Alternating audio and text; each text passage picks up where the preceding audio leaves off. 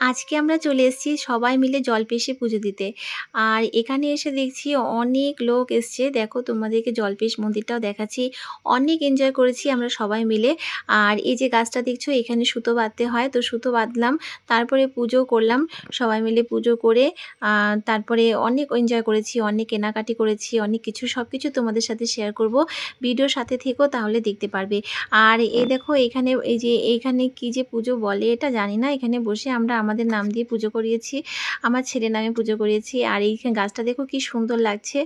সবাই ওইখানে এসে সুতো বাঁধে, মানে এখানে সুতো বাঁধলে নাকি মনোকামনা পূর্ণ হয়, যার যেটা মনোকামনা সেটা পূর্ণ হয়।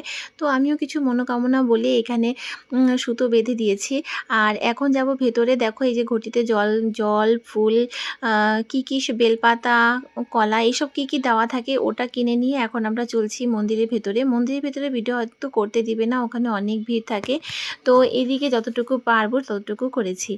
আর এই দেখো এখানে আমরা এখন এসেছি প্রসাদ নিতে। বাড়িতে নিয়ে যেতে হবে প্রসাদ, সেই জন্য প্রসাদ নেওয়া হয়ে গেছে। এখন লাস্ট টাইম আমরা এখানে খেতে বসেছি।